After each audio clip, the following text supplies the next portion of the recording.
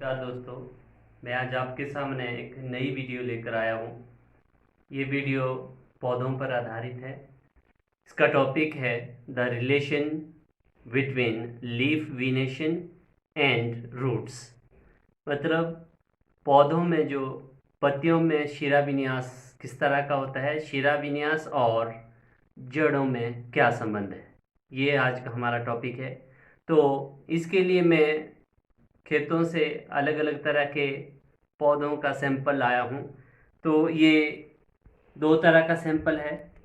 एक ये घास है जिसको हम हर्ब्स भी बोलते हैं, शाक बोलते हैं, और ये छोटी सी बेल है तो ये भी हर्ब्स ही है। और ये खेतों में अनाज के बीच में उगते हैं दोनों ही। इनको हम वीड्स कहते हैं। वीड्स मतलब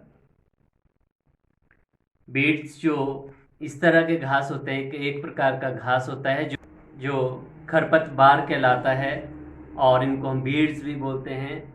ये अवांछित घास होता है, unwanted grass present in between the crops. तो इसको हमें निकालना पड़ता है। तो मैं ये दो पौधे आपके सामने लाया हूँ। इसमें हमने ये देखना है कि इनमें किस तरह का विनेशन है, शिरा विन्यास किस तरह का है, और उसमें पौधों में जड़ें किस तरह की है और उनमें आपस में क्या संबंध है। तो पहला हम ये घास लेते हैं। ये ग्रास प्लांट है, शाक है, हर्ब है।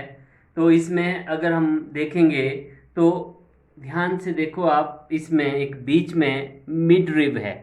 एक इसमें मिड रिब होती है, मध्य शिरा होती है जो मोटी होती है, और जो बाकी पतली छोटी छोटी शिराएं होती हैं जो इसके पैरेलल में चली होती हैं। तो इस तरह की विनेशन को हम पैरेलल विनेशन कहते हैं, या हिंदी में बोलें तो समानांतर शिरा विन्यास कहते हैं, जिसमें एक ही तरफ को शिराएं चली होती हैं, कोई आपस में इधर उधर को कटती नहीं है, सीधी निकलती हैं। और अगर आप इसके जड़ों को देखेंगे, ध्यान से देखेंगे, तो हमें एक ही जड़ नहीं दिखाई देती इसकी, बहुत सारी छोटी छोटी जड़ें हैं जो एक स्थान से निकलती हैं। मतलब इसमें कोई मेन रूट नहीं है, सारी की सारी इसमें स्मॉल रूट्स होती हैं जो एक ही प्लेस से ओरिजिनेट होती हैं, और सारी लगभग बराबर साइज़ की होती हैं, बारीक होती है, जिनको हम स्मॉल रूट्स कहते हैं। और इस तरह की रूट्स को, जिसमें कोई एक मेन ना होकर सारी ही रूट्स मेन की तरह ही होती है, एक ही जगह से ओरिजिन होती है, इस तरह की रूट्स को हम फाइब्रस रूट्स कहते हैं। और इनको हम रेशेदार या झकड़ा जड़ें भी कहते हैं। तो जिस पौधे की जो पत्तियां हैं जिनमें शिरा विन्यास समानांतर होता है, पैरेलल विनेशंस ऑफ द लीफ, उनकी रूट्स फाइब्रस टाइप्स की होती हैं, रेशेदार या झकड़ा जड़ें होती हैं। अगर हम दूसरी तरह का पौधा लेते हैं, ये भी एक वीड है, खरपतवार है।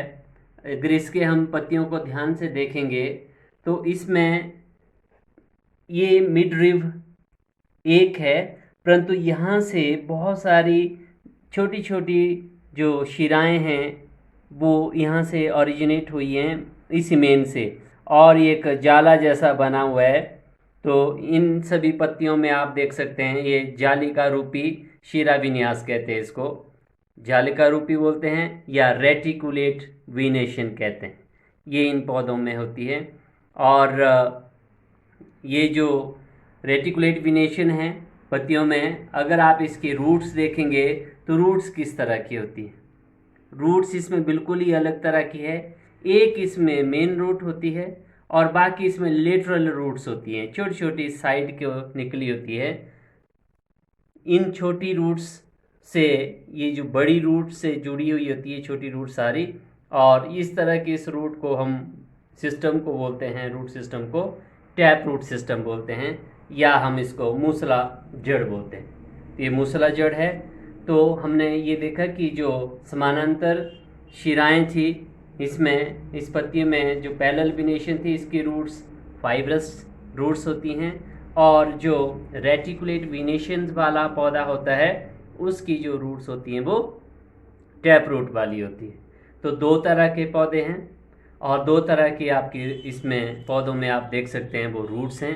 और ये अगर हम बिना उखाड़े, अगर इनको मिट्टी से ना निकालें, अगर हम इसको वैसे ही बाहर से देख लें, तो हम बिना पौधों को जड़ से उखाड़े हम ये बता सकते हैं कि अगर इनकी पत्तियां समानांतर शिरा विन्यास वाली है, पैरेलल विनेशन वाली हैं, तो जड़ें इनकी रेशेदार होती हैं, फाइब्रस टाइप्स की होती हैं। और अगर इनकी जो पत्तियां हैं वो रेटिकुलेट विनेशन की होती हैं, जालिका रूपी शिरा विन्यास वाली होती है, तो उनकी जड़ें टैप रूट सिस्टम होता है, उसमें मूसला जड़ होती है। तो ये आप बिना पौधों को उखाड़े पत्तियों को देखकर आप उनके रूट्स के बारे में, उनकी जड़ों के बारे में बता सकते हैं। यही इस टॉपिक में हमने लिया था कि शिरा विन्यास और जड़ में आपस में क्या संबंध होता है, the relation between leaf venation and roots. तो हमें पत्तियों को देखकर ही रूट्स का पता लग जाता है। तो इसके साथ हमारा ये वीडियो ख़त्म होता है। अगर आपको ये पसंद आता है तो लाइक करें, शेयर करें, कमेंट करें और सब्सक्राइब करें। तो अगले वीडियो तक के लिए मुझे इजाज़त दीजिए। Thank you.